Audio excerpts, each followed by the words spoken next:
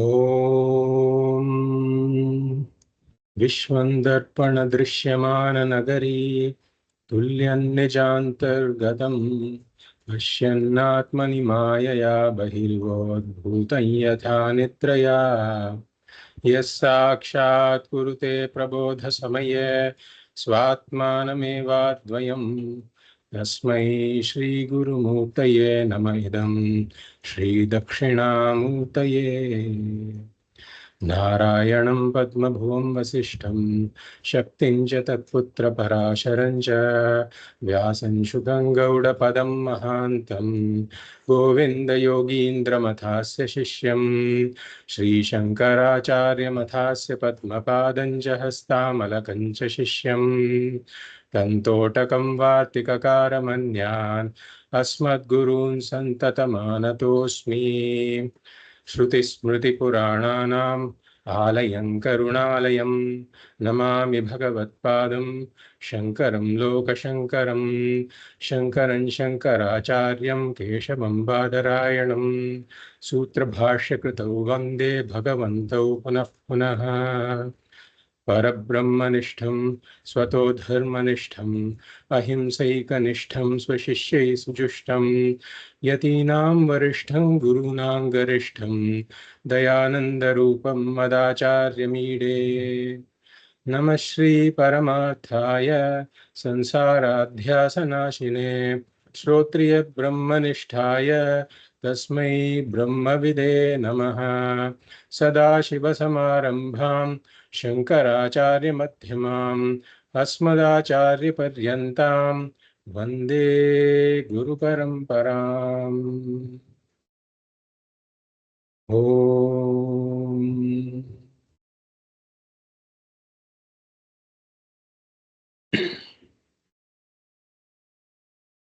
तपोभिः क्षीणपापानां शान्तानां वीतरागिणां मुमुक्षूणामपेक्ष्योऽयम् आत्मबोधो विधीयते.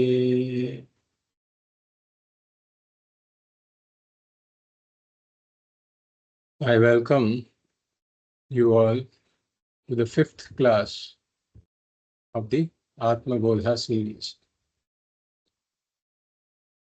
We will read verse number 3 and 4 that we had done in the last class, and then we'll proceed to a summary of those verses.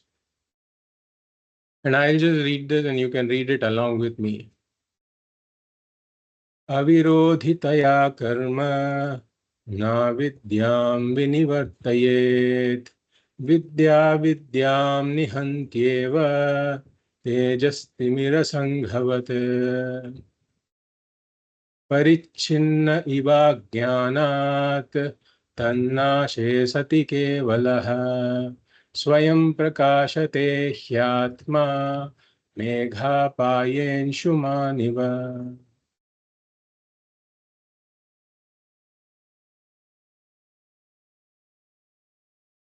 So in these verses, Bhagavad is informing us about the fundamentals of Vedanta. In the vision of Vedanta, you are already Purnaha. I am already Purnaha. But the problem is that I don't know that I am Purnaha. I am limitless, full and complete. There is self-ignorance. And therefore, there is a conclusion that I am deficient, I am wanting, I am inadequate, I am apurna.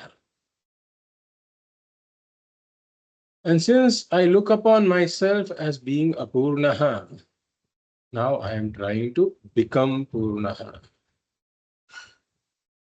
through various pursuits in the world. But none of them can make me purnaha.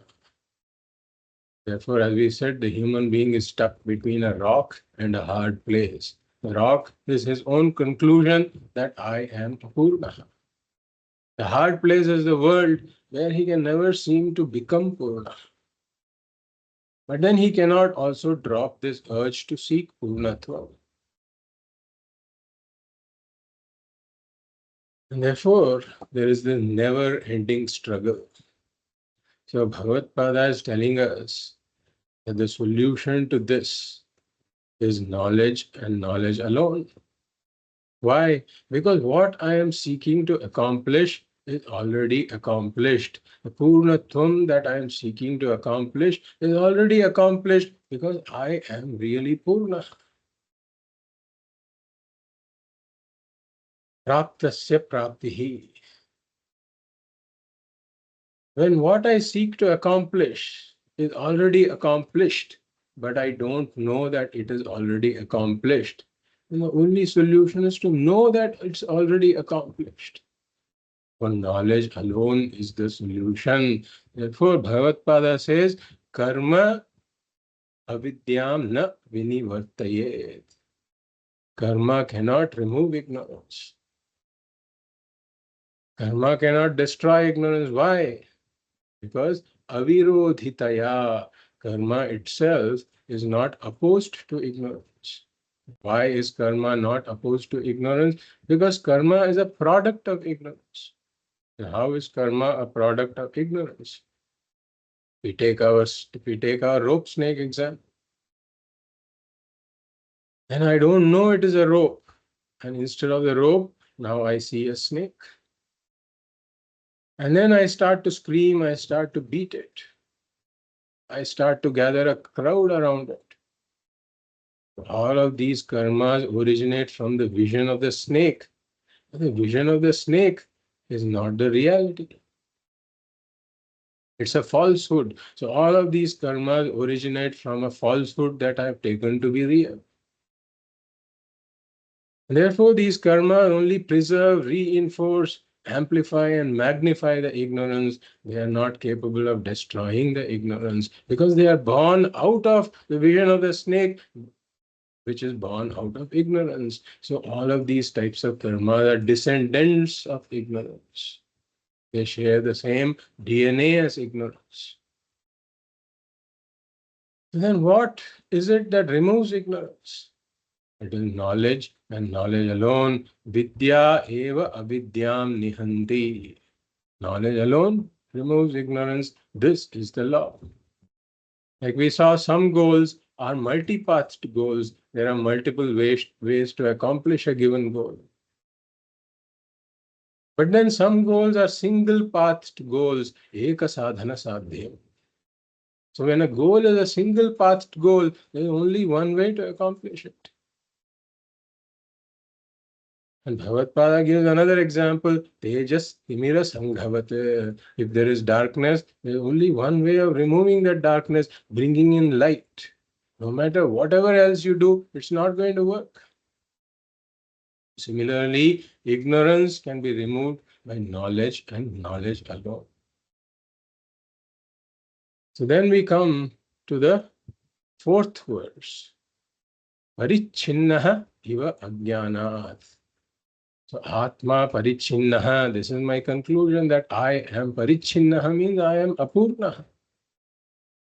I am limited, deficient, wanting, inadequate. So if this was really my nature, like fire is hot, sugar is sweet, heat is the nature of fire, sweetness is the nature of sugar. If something is a nature, it can never be altered. That's why it's called the nature of something. So if Apurnatvam were my nature, then it would be impossible for me to become Purna. It would be impossible for me to change my nature. Thankfully, Apurnatvam is not my nature. Parichinnaha iva, Bhagavad says, iva. Iva meaning as though. It's an appearance. The Apurnatvam is thankfully only an appearance. It's a notion that I have. It is not the reality about myself. Why does this idea of Apurnatvam arise? Ajnanat. Because of Ajnan. And then Tannashe, when the ignorance is destroyed. Tannashe. And how is the ignorance destroyed? By bringing in knowledge. Tannashe sati. Tannashe sati kevalaha. At that point, I come to see that the Atma is not parichinnaha at all. In fact, it is exactly the opposite of what I had taken it to be. Kevalaha. Kevalaha means that the Atma alone is. The Atma alone really exists. Atma meaning I. So that means that I alone am here. I alone really exist here. I belong to a higher order of reality. Everything else is in a lower order of reality. There is no second thing at all that can limit me.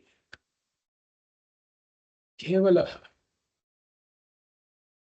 Therefore, I can never be affected by anything at all because everything is in a lower order of reality. What is in a lower order of reality cannot touch that which is in a higher order of reality. So, tannashe sati kevalaha. Then swayam prakashate hyatma. Like we said, that I know that I am. I don't need any Vedanta to know that I am there. I doubtlessly know that I am there. Even in the darkest of rooms, if somebody asks me, are you there? I say with total confidence, yes, I am there.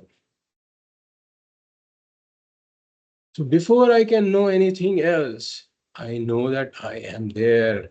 I know that I am, and then I know everything else. So in order to know myself, I don't need any process of knowledge to know myself. I don't need a vritti to know myself.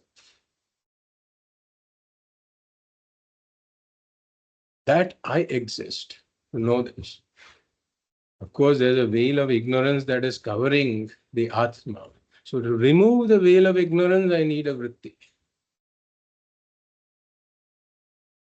So we say that this I am is self-evident, swayam prakasha. Even in the state of ignorance, I know that I am. But the problem is that due to the ignorance, I have superimposed all kinds of ideas upon this I am, that I am deficient, I am wanting, I am inadequate. All of these superimpositions I have done upon the I am. So when the knowledge arises, the knowledge destroys the ignorance, tanna she sati. The ignorance gets destroyed. And Bhagavad Pada is saying that is enough. It is enough for the ignorance to get destroyed. There is, after the ignorance has been destroyed, there is nothing special I need to do in order to know myself.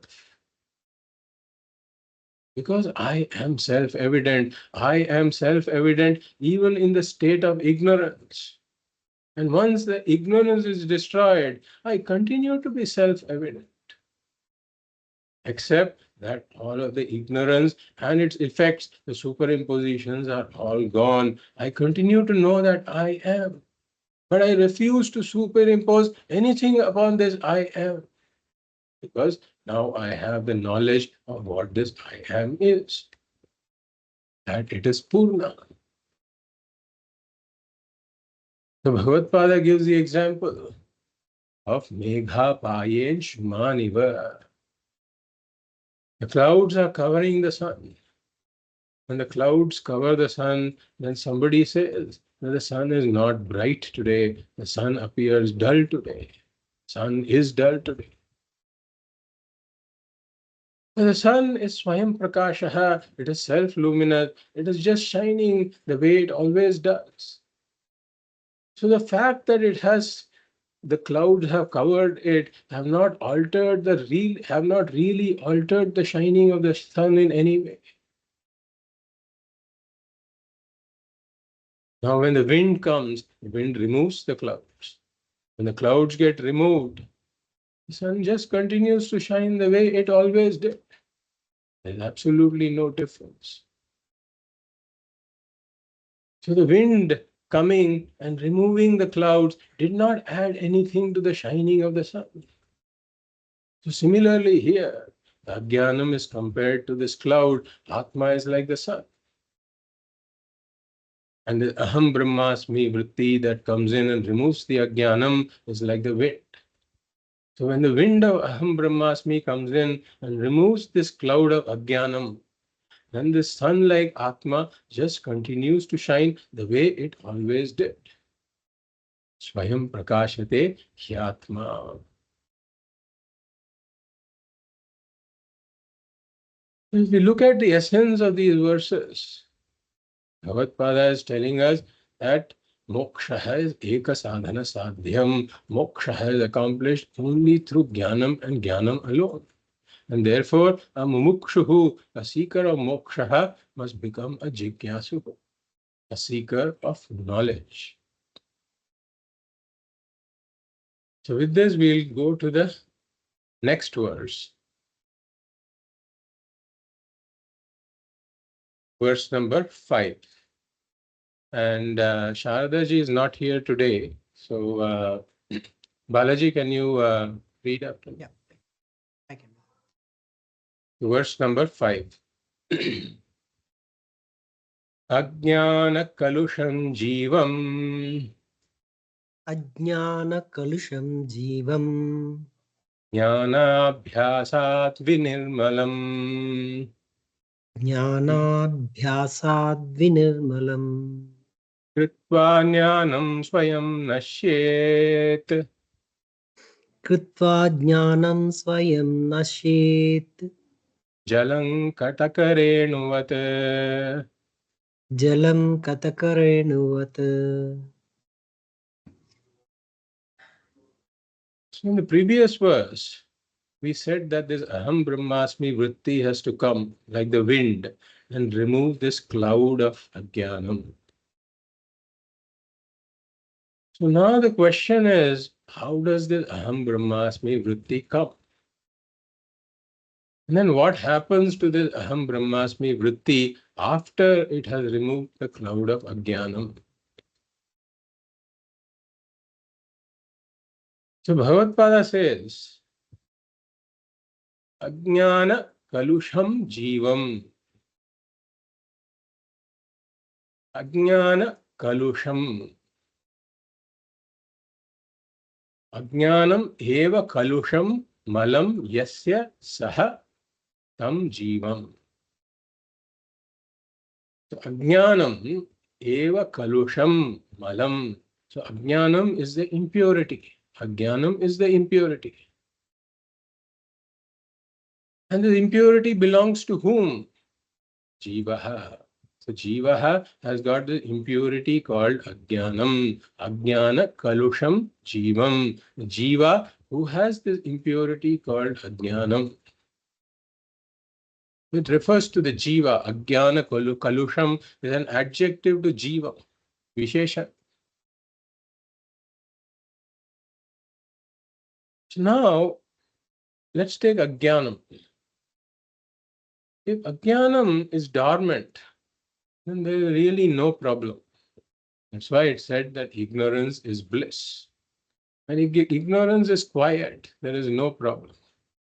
For example, I have rope ignorance, let us say. And in total darkness, I walk beside the rope. I do have ignorance, rope ignorance, there's no doubt. But the rope ignorance doesn't cause a problem in this situation. And therefore, I blissfully walk by the rope. The problem happens when Ajnanam causes adhyasa or superimposition. Similarly, I have Atma Ajnanam. There's a veil of ignorance that covers the Atma. If the ignorance is dormant, like in deep sleep, there is no problem. But then, sooner or later, the Ajnanam cannot keep quiet. It has to produce its effect. Therefore, in Jagrada Avastha, there's all of this adhyasa that happens, that I am a mortal, I am a puny creature in this immense world. I am affected by this world. I am insecure. I am vulnerable. I have anxiety, worry. I am suffering. All of these superimpositions happen upon the Ajna. on the I am. And as the body and the mind, I am limited. My family, my possessions, my profession, they all have inadequacies. Therefore, I am inadequate. As a karta, bhokta, pramata, I am limited. I am deficient, wanting, inadequate, apurnaha.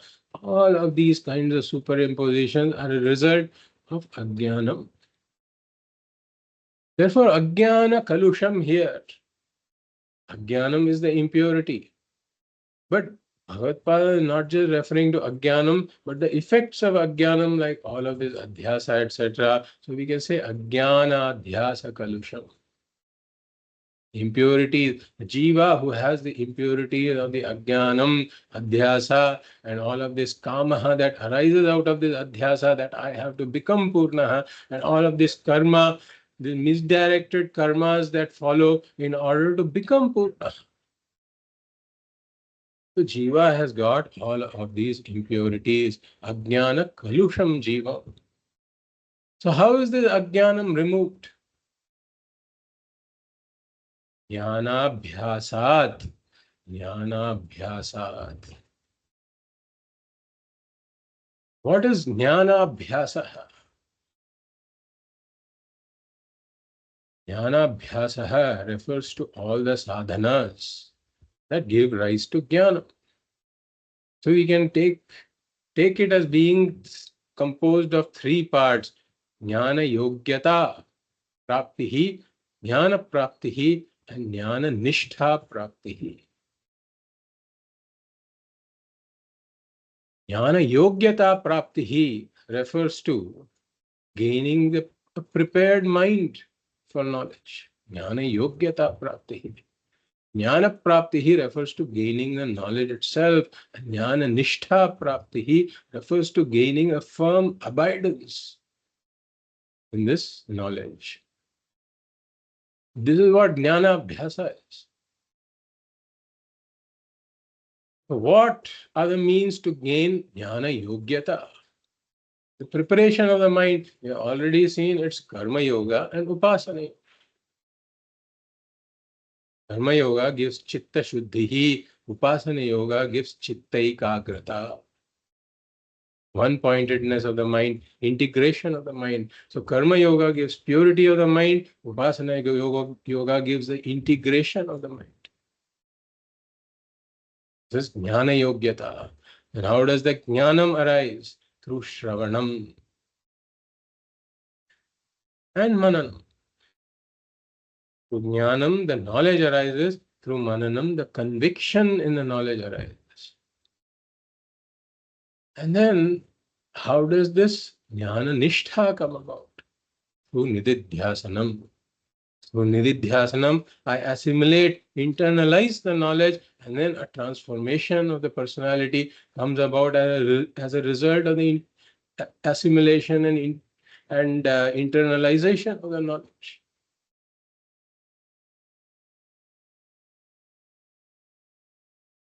So gaining the purity through karma yoga, gaining the integrity of the mind through upasana yoga, gaining the knowledge through shravanam, gaining the conviction through mananam, and gaining the internalization of the knowledge that leads to the transformation through nididhyasana. This is jnana bhyasaha. So ajnana kalusham jivam jnana bhyasat. Through jnana bhyasat, jnanam arises, the knowledge arises. What does this knowledge do? Jnanam ajnana kalusham jivam vinirmalam kritva. Vinirmalam kritva. So this jnanam that arises from jnana bhyasaha, it purifies this jiva of all these impurities that we talked about. The ignorance has to go primarily. And when the ignorance goes, all of its effects also go. Now, how does the ignorance go? We said that we need the destroyer of ignorance. The destroyer of ignorance is knowledge. As we said, Atma is not opposed to the ignorance. Atma is not opposed to Atma Ajnanam. Exactly like the rope is not opposed to rope ignorance. If the rope was opposed to rope ignorance, I should never see a snake. The moment the snake is superimposed on the rope should destroy the snake because the destroyer of the snake is right there. So the rope is not opposed to the snake. The rope is not opposed to the rope ignorance. This is a very important point. What is opposed to the rope ignorance? What is opposed to the snake then? It is rope knowledge, rope jnanam. Rajju jnanam alone is opposed to Rajju ajnanam and sarpadhyasaha. So similarly, Atma is not opposed to ignorance. Why? Ignorance is in a lower order of reality as compared to the Atma. A thing in a higher order of reality cannot destroy something that is in a lower order of reality if two things have a destroyer-destroyed relationship. Then the two things should be in the same order of reality. And therefore, we need something in the same order of reality as the Ajnanam that can arise and destroy the Ajnanam. What is that entity that destroys the Ajnanam and is in the same order of reality? This Jnanam arises in the form of this Aham Brahmasmi Vrittihi and destroys the Ajnanam. This Jnanam in the form of Aham Brahmasmi Vrittihi is also in the lower order of reality only. And that is exactly why it is able to destroy the ignorance. In one sweep, as the Aham Brahmasmi Vritti arises, the ignorance goes, and all of these superimpositions, this Apurnatvam Adhyasa, and this Kamaha, in order to become Purnaha, and all of these karmas that originate from the idea of becoming Purnaha, all of them are swept aside. So Jnanam Ajnana Kalusham Jivam Vinirmalam Kritva. This Jnanam, having purified this jiva of all of these impurities like this Ajnanam, Adhyasa, etc. Now what happens to this Jnana Vrittihi?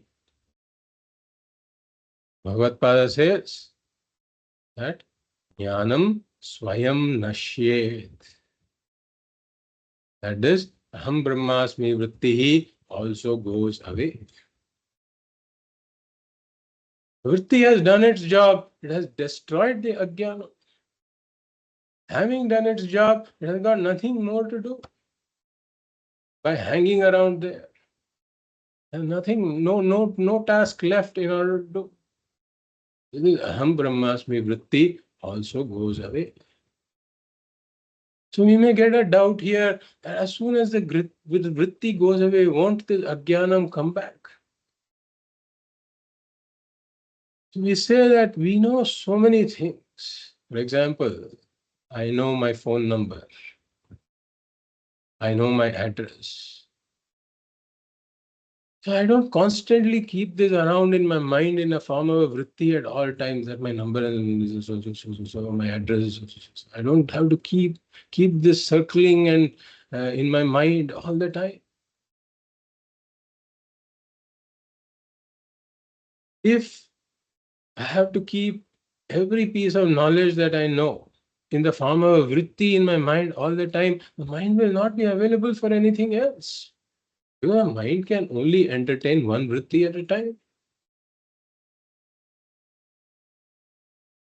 So, for example, I know that I am male, so I don't have to keep constantly remembering this fact in my mind. I know beyond doubt that I am male.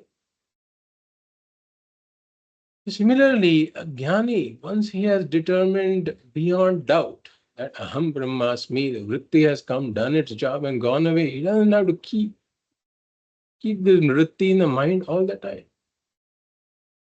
So, jnani, for example, picks up a pot in order to drink water. When he picks up the pot vritti takes place in his mind. So when this pot vritti takes place in his mind, the mind cannot entertain any other vritti at that time. So the jnani had to remember Aham Brahmasmi vritti, keep this vritti in the mind at all times. Then the jnani would become incapable of doing any vyavahara. So we say that this Aham Brahmasmi vritti comes and goes away. Having done its job, it has removed the ajnana. The jnani can then engage in vyavahara. There is no problem there. The ajnanam is gone. So we say this is the difference between a jnani and an upasaka. An upasaka, a meditator, who is doing upasana as a sadhana for purification or chitta ekagrata, he still doesn't have the jnanam. He's doing an upasana for the sake of jnana. So an upasaka has to keep the vritti in the mind as long as he is doing the upasana. If the upasana vritti goes away, the upasana is broken. The meditation gets broken.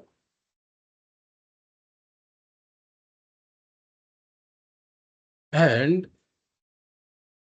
there are special upasanas like the Nirguna Brahma Upasana. In Nirguna Brahma Upasana, the upasaka is meditating on the fact that I am Brahman. He is meditating on Aham Brahmasmi, but he still doesn't have the jnanam that Aham Brahmasmi. So when he is meditating on Aham Brahmasmi without having the jnanam that I am Brahman, at that point he is imagining I am Brahman. He doesn't know I am Brahman. So when the Upasaka is doing Nirguna Brahma Upasana is the imagination that I am Brahman. When he is doing the imagination that I am Brahman, then if the vritti gets broken, then his Upasana is broken. But a jnani knows that I am Brahman. That is the difference. So once he has ascertained beyond doubt that I am Brahman, he doesn't have to keep this vritti around. See, if we talk to some of these teenagers, or these so-called Gen Z generation, they call themselves Gen Z, I think. And the generation beyond that, before that was called, I forget, I don't know, Alpha, or they have some names for this. And then before that were, Millennials, I think. yes, millennials. And most of us, they just dismiss us as being boomers or something like that. So if we talk to these Gen Z people, then they use a term saying that now I'm not able to unsee it. I'm not able to unsee something that I have seen. So I had never heard, I studied English for so many years. During all of our study of English, I never came across this term saying unsee. But then this is very commonly used. And I think this is also now in the dictionary. So once you have seen something, you're not able to unsee it. Now you've seen it. Then you cannot get it out of your mind even if you want to. So Jnani's position is something like that. He has seen the true nature of Atma. Now he cannot unsee it even if he wants to. So he doesn't have to keep this vritti in his mind all the time. Therefore, jnanam swayam nashye. And there are a few examples of this. And Bhagavad himself gives an example, but before that, we will see two more examples. Let's say that I'm in a dream. And in a dream, there is a lot of pain that I'm going through in some forest. And I'm really scared. I'm running here and there. And suddenly, I'm running towards a particular place thinking it's safe. And suddenly, from the rock, suddenly a lion jumps and it roars.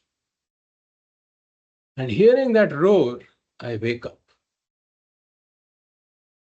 Now, what woke me up from the dream? It was a lion and its roar. But once I woken up from the dream, of course, the dream went away. But the lion that woke me up also went away.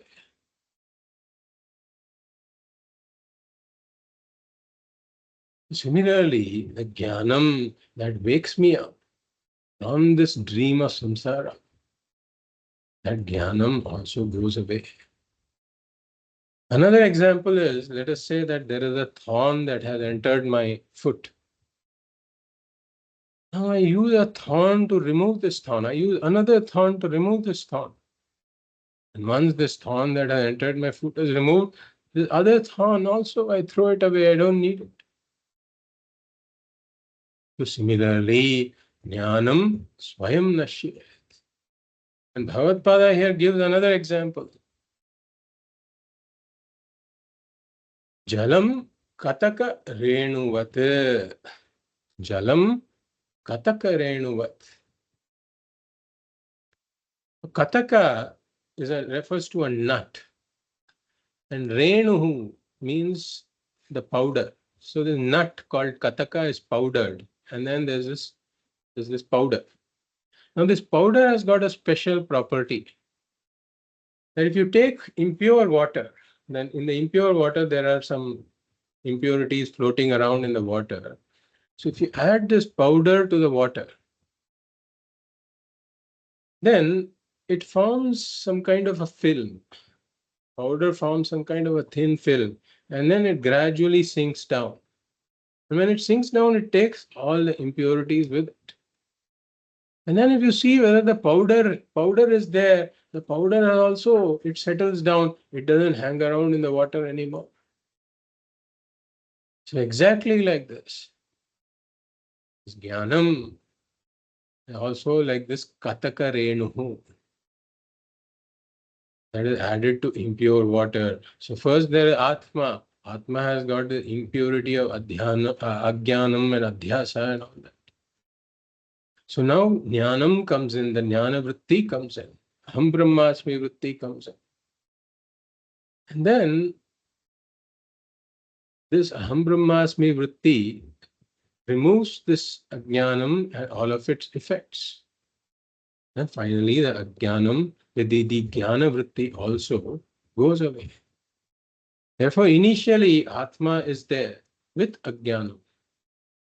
Then, for momentarily, Atma is there both with the Jnanam and Ajnanam, and the Jnanam is working. You can say that both are there. But finally, then Jnanam removes the Ajnanam, and the Jnana Vritti also goes away.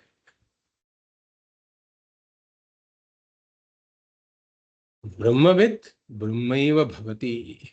The knower of Brahman becomes Brahman. Brahmajnani doesn't continue to say that I am a Brahmajnani. The jnana vritti goes away, and what remains is Brahman alone, with neither the ajnanam nor the jnana. Therefore, the Brahmajnani identifies himself with Brahman, saying, I am Brahman. He doesn't as much say that I am a Brahmajnani.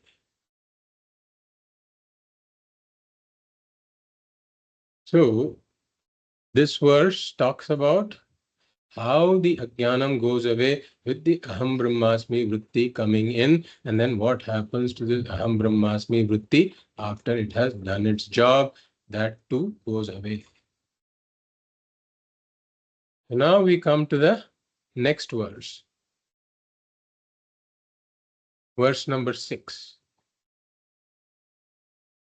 Sansara swapna tulyo hi संसारः स्वप्नतुल्यो हि ragadveshadi sankulaha रागद्वेषादिसङ्कुलः swakale satyavat bhati सकाले सत्यवद्भाति प्रबोधे सत्य सद्भवेत्.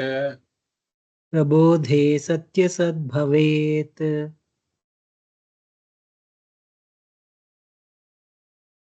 So here, Bhagavad is using a few terms that we need to understand. Swakale satyavat bhati prabodhe sati asat bhavet. Swakale satyavat bhati prabodhe sati asad bhavet. So Bhagavad is using the terms satya and asat. So before we get into the specifics of this verse, we will talk about the background that gives us the definition of these words. These are reality words. Satya, Sat, Asat, and Mithya. These are reality words. They talk about the status of existence of objects in the world. They are not themselves objects in the world. So let us take our favorite example of the golden bangle. When we take the golden bangle, we say the bangle exists. But if we inquire into it, then we come to the surprising discovery that there is no substance called bangle at all. The substance is really gold. The essence of the bangle is really gold. So we say the saraha of the bangle is gold.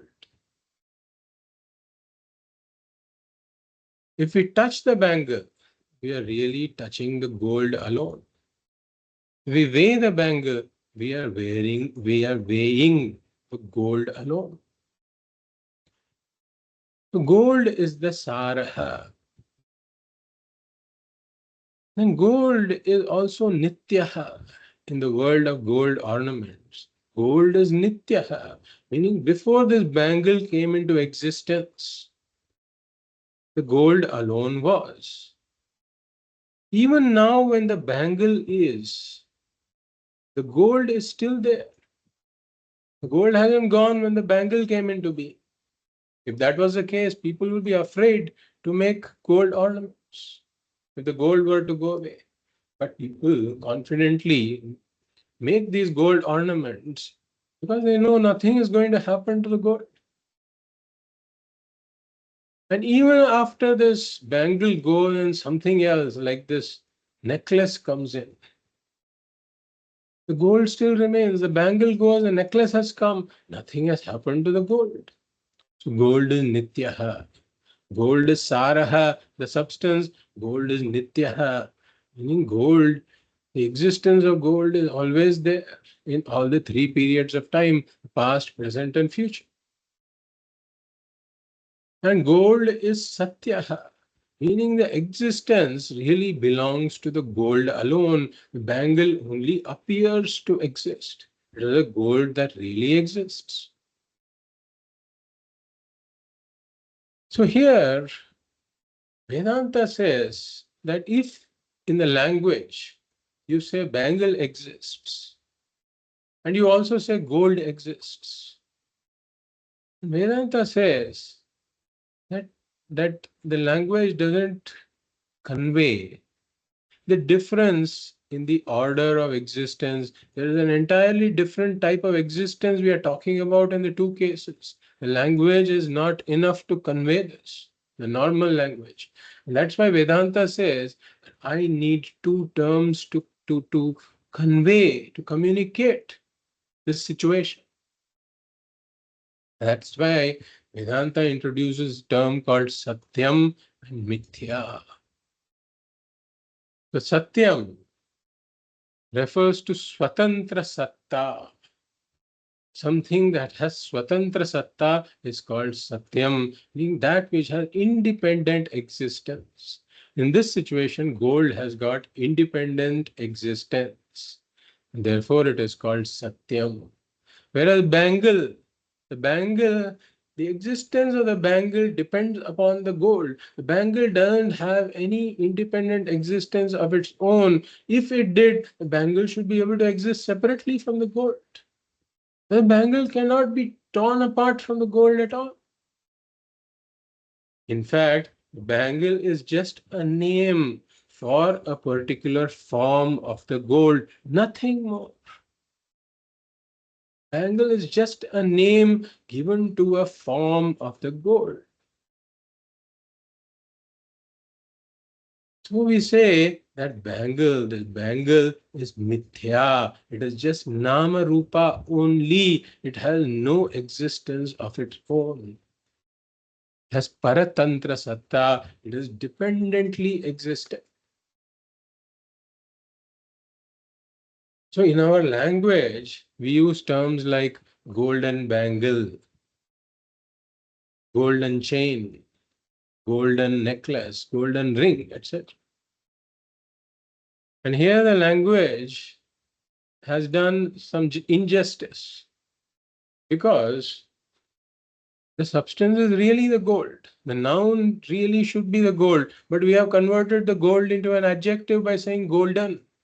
And the bangle, which is purely namarupa, which should really be an attribute of the gold, has been converted into a noun in our language. We are saying golden bangle, golden chain, golden ring. But Vedanta says it would be more appropriate to call it bangly gold, chainy gold, ringy gold. That more accurately conveys the fact that there is only gold and all of these are namarupas and nothing more. They are just names for different forms of gold. So this distinction between Satyam and Mithya is very important. So now the question is, we come to this world.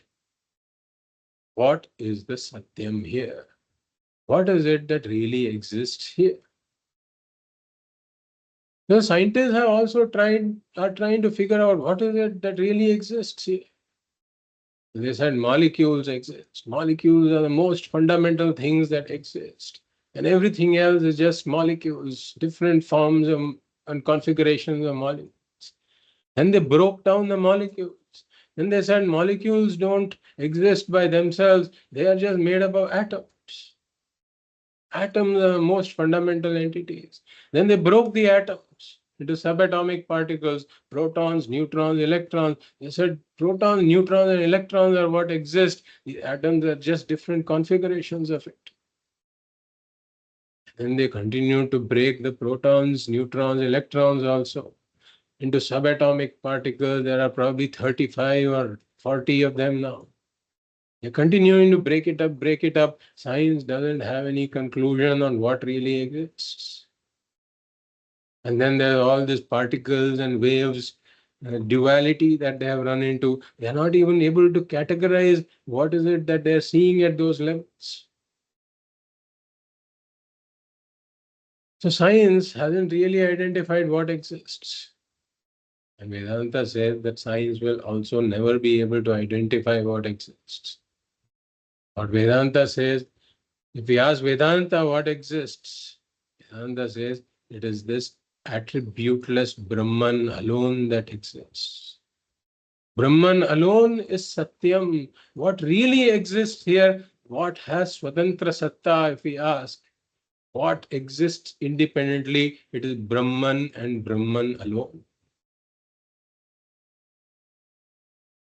So before this entire world came into existence, Brahman alone was. Even now, when this world, we are saying the world exists, Brahman alone really exists independently. The world borrows existence from Brahman. And even after this world goes away, Brahman alone will continue to exist. Exactly like before the bangle came into being, gold alone was. Even when the bangle is, gold alone is. And even after the bangle goes, gold alone continues to be. So Brahma Satyam. And what about this world? Okay, this world is Mithya. World is only Namarupa. So Brahman is said to be Satyam because its existence cannot be dismissed in the three periods of time. Trikala Badhyam Yat Tat Sat. Trikala Abadhyam Yat Tat Sat. That whose existence cannot be dismissed in the past, present, or future. That is Brahman. But this world is not Trikala Badhyam. Trikala Badhyam Yat Tat Sat. This world cannot be called Sat. Why? Because its existence is dismissed upon knowing Brahman.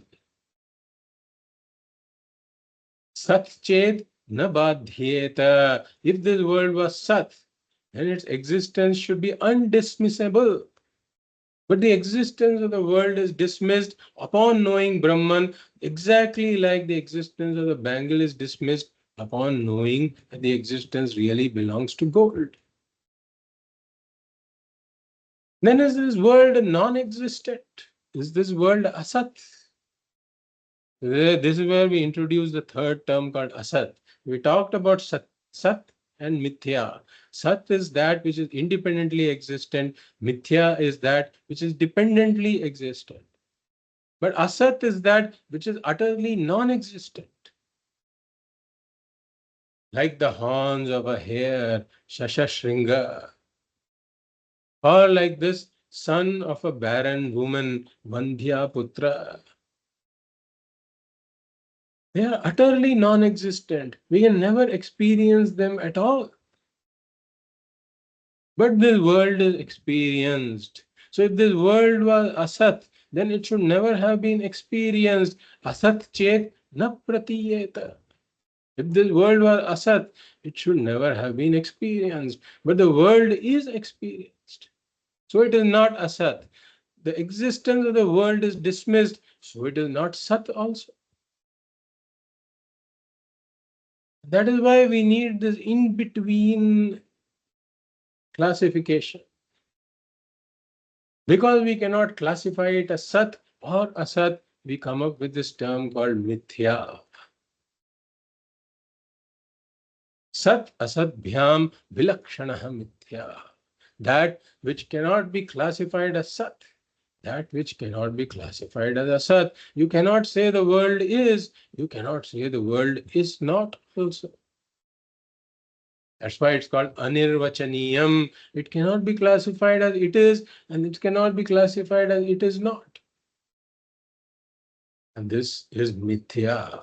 So mithya is this new category because it is uncategorizable as sat or asat. And the understanding of mithya is one of the pillars of Vedanta. Understanding that this Jagat is mithya is one of the pillars of Vedanta. Brahma Satyam, Jagan Mithya, Jivo Brahmaiva Na Paraha. Brahma Satyam is the first pillar of Vedanta, that Brahman alone is Satyam. Jagan Mithya is the second pillar of the Vedantic teaching, that the entire world is Mithya. And Jivo Brahmaiva Na Paraha, that I am not different from Brahman, I am identical with Brahman. This is the third pillar of Vedanta. So without Mithya, that without a thorough understanding of the term Mithya, it is impossible to understand Vedanta. So now we come to two principles of Satyam and Mithya that we will apply in this verse. The first principle is that any Mithya Vastu must have a Satya Adhishthanam.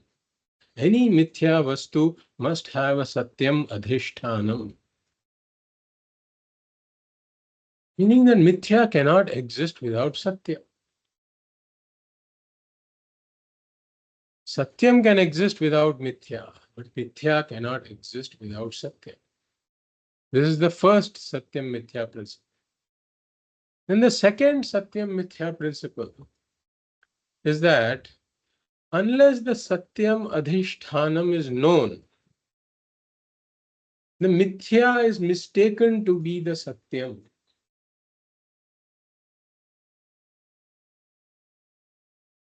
So if I have ignorance of the adhishthanam, if I have ignorance of what is satyam, then the mithya is, some mithya is mistaken to be the satyam. That's why people say angle exists. Because they have not truly understood that what really exists is the gold, that gold alone is satyam. We don't understand it, we will take the bangle to be satyam. So if there is ignorance of the satyam, then ignorance has got two powers. We say that ajnanam has got two kinds of shakti. One is the avarana shakti. Avarana shakti means a concealing power. And vikshepa shakti means a projecting power. So ignorance has got these twofold powers, avarana shakti and vikshepa shakti. And what does ignorance do? Firstly, it conceals the satyam. It conceals what is satyam. That is the first thing. And then, having concealed what is satyam, it projects something that is not really there. It projects something. And then, thirdly, it conceals the falsity of the projected thing also and transfers the reality that should really belong to the Satyam. It transfers the reality that should belong to the Satyam to this false projection. So let's take the example of the rope. So I have rope ignorance. Now, rope ignorance has got two powers, Avarana Shakti and Vikshepa Shakti. So firstly, the Avarana Shakti of the Rajju Ajnanam, the rope ignorance, it conceals the rope. So the rope is covered by a veil of Ajnana. So I don't see the rope. And then what do I do? Because of the Ajnanam projects the false snake. So at this point also, if I had known the false snake as a false snake, then I would not have problems. But the Ajnanam now, the Avarana Shakti of the Ajnanam comes back, it conceals the falseness of the snake also.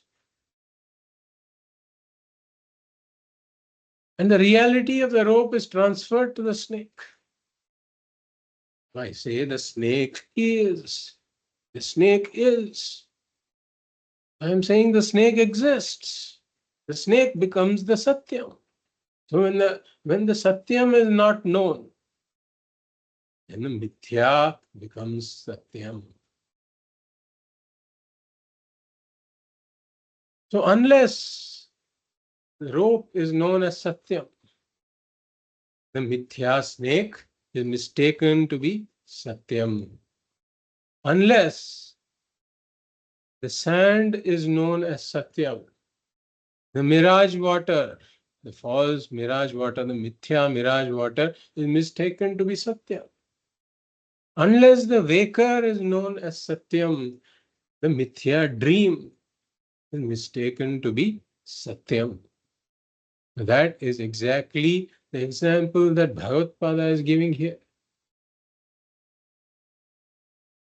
Sansara swapna tulyo hi ragat veshadi sankulaha. Swapna tulyaha. So Bhagavad is comparing something to swapna. Swapna tulyaha. What is Bhagavad comparing to the dream? He says this samsara. So samsara samsriyate asmin iti samsara. So here, this immense universe in which I see myself as this puny apurnaha creature wandering about in this immense universe. This immense universe is the samsara in which this puny apurnaha creature wanders about. So there is this duality of the subject and the object, that I am apurnaha in this immense universe that is separate from me. There is this duality. The subject is deficient, wanting, inadequate, apurnaha, struggling in this world, under control of all kinds of forces that are beyond his control, being thrown about, buffeted about by all kinds of forces that are beyond my control. So this is how I look at this world. I am apurnaha. I'm wandering about in this world. Immense world under control of forces that that are way beyond my control. So this limited jiva, this apurnaha I is born, and this apurnaha I pursues various things, and then it dies. And then there is travel from one janma to another. There is travel from one lokaha to another lokaha. There is this never-ending cycle of birth and death, where I am helplessly buffeted around because I am in control of my karmas. I am in clutch of all these karmas. I have no control over what the next janma is going to be. It's all determined by karma. Punarapi jananam, punarapi maranam, punarapi janani jఠare shayanam. So this kind of a setup where I am wandering about, the apurnaha I is wandering about in this immense world, this is the samsara. Raga dveshadi sankulaha. And it is infested. Sankulaha means infested or full of, riddled with ragas and dveshas, likes and dislikes.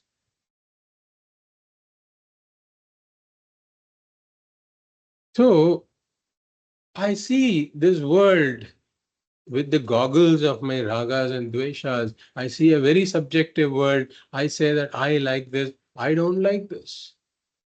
And I see myself as being apurnaha, and the only way to gain purnatvam is to pursue the objects of my likes. So I run towards the objects of my likes, and I run away from the objects of my dislikes. So pravrittihi and nivrittihi. Pravrittihi is running towards the objects of my likes. Nivrittihi is running away from the objects of my dislike. And I try to arrange the world in accordance with my likes and dislikes in order to gain some purnatva. So raga, dvesha, adi. Adi refers to kamaha, krodhaha, lobhaha, moha, etc. His desire to become purnaha, kamaha. When my desire is obstructed, there is krodha, anger. And when my desire is fulfilled, it becomes lobha, greed. And all of these raga dveshas cause a delusion in the priorities of life. There is moha. So, raga dveshadi sankulaha samsaraha. There is this samsara in which I am. I find myself in this world, in such a world, riddled with ragas and dveshas. Raga dvesha lo, kama krodha lobha moha. Bhagavad says the entire thing is swapna tulyaha hi. It is very similar to my dream. The samsara constituting this limited individual struggling for purnatvam in this immense world under control of forces on which I have no control. There is birth, death, suffering, pain, struggle. This entire thing is like a dream. It is an appearance. It appears to be real. Really speaking, it is mithya. It is not satyam. So whenever something is compared to another thing. The samsara is compared to the dream. There should be some similarity between the two. What is the similarity? The similarity is that both are mithya. The dream is mithya, so is the samsara. So everything that I see in the dream, it is negated when I wake up. For example, I am stranded in a desert. Let's say I'm stranded in a desert and I'm very thirsty. There's the sun, blazing heat of the sun is there. That's making me feel very thirsty and I've run out of water. And I'm trying to quench my thirst somehow, and in the distance I see a pond. I run towards the pond. And when I reach the pond, I see that that was a mirage. There's only sand there. There's no pond. Then I look around. I see another pond. I run towards that. When I reach that, I see that that is incapable of quenching my thirst because it's a mirage. I see another pond, another pond. I'm continually running towards these ponds. They turn out to be mirages incapable of quenching my thirst. And then suddenly I see this person coming on a camel. And he gets down, he says, I have some water, let me give you the water. He takes some water first and then he sprinkles the water on my face. The moment this cool water touches my face, I wake up. The whole thing was a dream. The whole thing got negated, lock, stock, and barrel. And I wake up. So when I wake up, I realize that I am the waker. I had mistaken myself to be this puny person wandering about in this immense desert with all these mirages that could have never quenched my thirst. So upon waking up, I understand that I, the waker, am the Satyam, the entire dream world is Mithya. So this is the similarity. So Bhagavad says here, Swakale Satyavad Bhati Prabodhe Satyasat Bhave. Why is the dream said to be Mithya? So let us come to the dream first. Why is the dream said to be Mithya? Because Swakale Satyavad Bhati Prabodhe Sati Asat Bhave. So Swakale Satyavat Bhati. During the dream, Satyavat Bhati, it appears to be like Sat. Satyavat means it is not Sat, it appears to be like Sat. And Bhati means it is experienced. It is experienced like Sat. So the fact that it is experienced means that it is not Asat. A horn's hair or the son of a barren woman are never experienced. The dream is experienced. Bhati, so it is not Asat. But it is not Sat either, but Satyavat Bhati. So Bhagavad is giving the definition of Mithya here.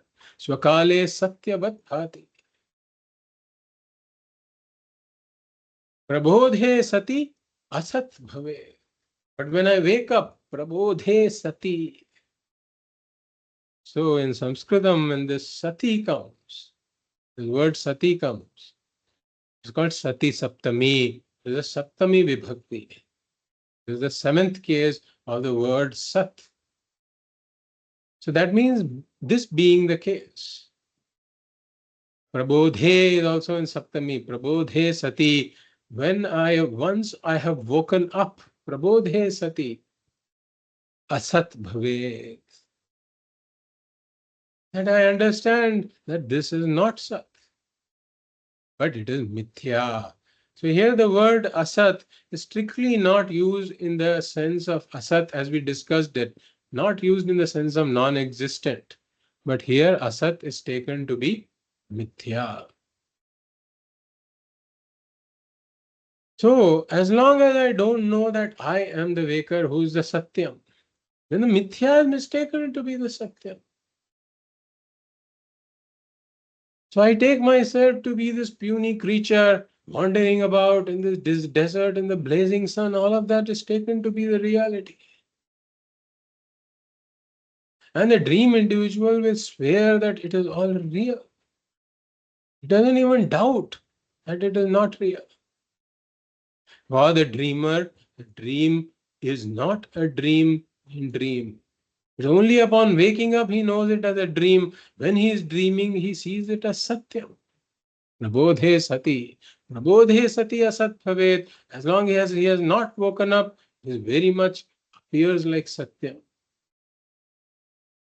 Satyavat bhati.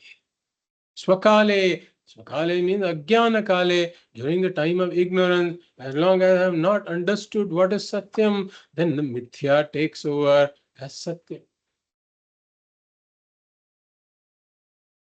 So this is the dream. Why the dream is mithya? Because it appears to be real as long as I am not known I am the waker. Swakale satyavat bhati prabodhe sati asat bhave. But then how is the samsara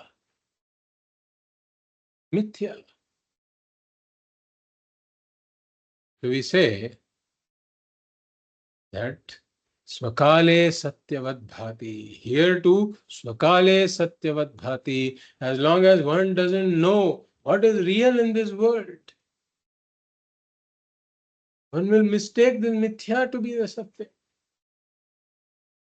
And what is real here is Brahman and Brahman alone. As long as one has not understood Brahman, as long as one has not known Brahman, this mithya world will be mistaken to be Satya. Swakale Satyavat Bhati. So this samsara in which this limited individual, this apurnaha I, is wandering around from one mirage to another. Wandering around, seeing water that will quench my thirst. What is the equivalent of the water that will quench my thirst? My thirst is this thirst of apurnatvam. I want to quench it. I want to become purnaha. But then I am wandering about in this world from one oasis to another. These pursuits of artha, kamaha, and dharma are like these oasis ponds that I see in this desert. Is incapable of quenching my thirst of apurnatvam. I am running after one pond after another pond. One pond after another, I am running around. Running after the pursuits of artha, kama, and dharma, but they can never quench my thirst of apurnatvam. So Swakale, Satyavat Bhati, all this appears to be very real. And I'm seriously pursuing all these pursuits because that is the only reality that I see. This is the only way I see of gaining Purnat. Prabodhe sati asat bhave. But when Brahma Jnanam dawns, when I understand, when I know Brahman as Satya, then the entire world is reduced to Mithya. At that point, I know that this is not real. So the reality that I give to the separate world and to the Apurna I, it is born out of my ignorance of Brahman.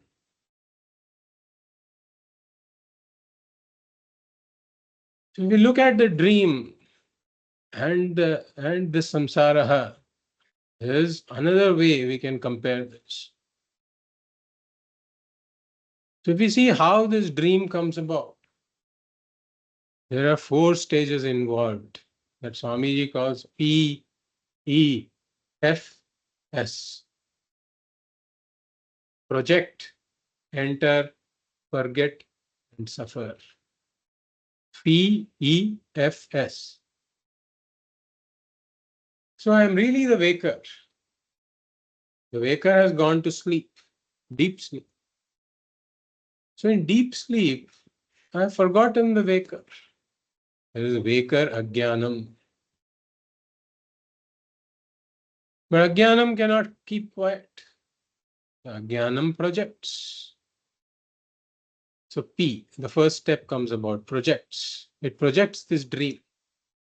It has concealed the waker and it has projected this dream.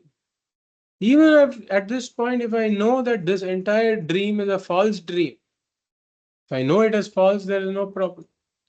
But this Ajnanam hides the falsity of the dream also and transfers the reality of the waker who is lending existence to the dream. The existence of the waker is transferred to the dream. So project. So this dream is projected. And now he enters this dream as this puny creature in the dream. And there is this forgetfulness of the waker. So projecting the dream, entering the dream. But after having entered the dream, if I knew that this was a dream, also wonderful. I could have enjoyed the dream like I enjoy a movie. I turn on the movie. It may be a happy movie, a sad movie, even a horror movie. There are people who enjoy horror movies because they know it's a movie. If this dream was known as a false dream, I could have enjoyed the dream like I enjoy a movie. But then I forget the reality that I am the waker. I forget that the waker is the reality of this whole thing. The whole thing is false. I forget that. Project, enter, forget. And then I suffer because what happens? I become this puny creature in this separate world. And then I suffer as a result. But then what happens after this project, enter, forget, suffer? I finally wake up. Throughout this process, even when I'm projecting, entering, forgetting, and suffering, as this dream individual, the waker never suffers. Why? Because the waker is Satyam. Satyam is never affected by the Mithya, so the waker never suffers. And when I wake up, I see that the waker is the reality and I am the waker, and therefore the suffering comes to an end. I see that I, the waker, am the Satyam who is unaffected by this entire Mithya. So, similarly, here too, if we take this samsara, really speaking, I am Brahman. I am Brahman.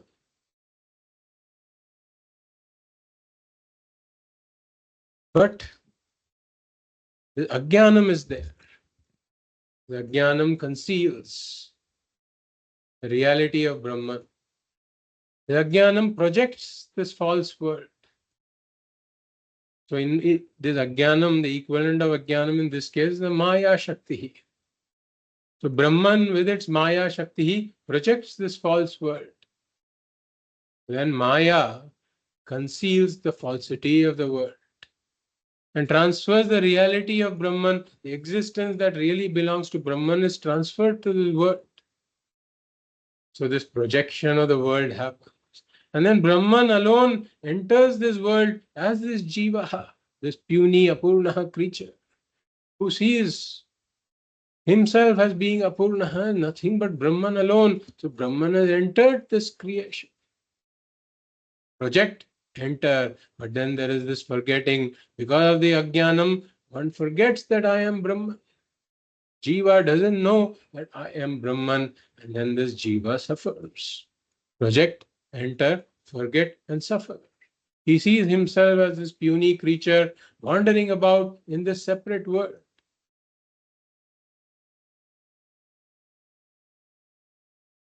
And throughout this, Brahman never suffers because Brahman is Satyam. Satyam is utterly unaffected by this entire Mithya.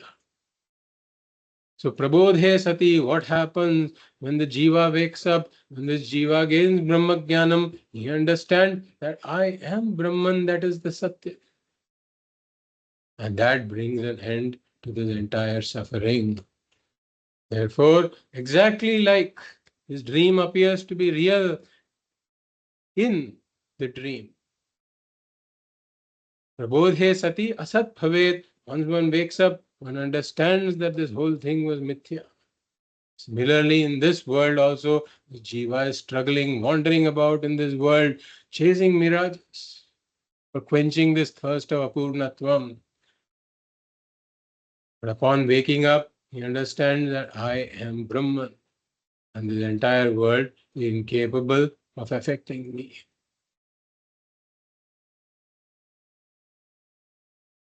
We will read the next verse also. We have almost covered the contents of the next verse, so there's not much to say with regards to the next verse.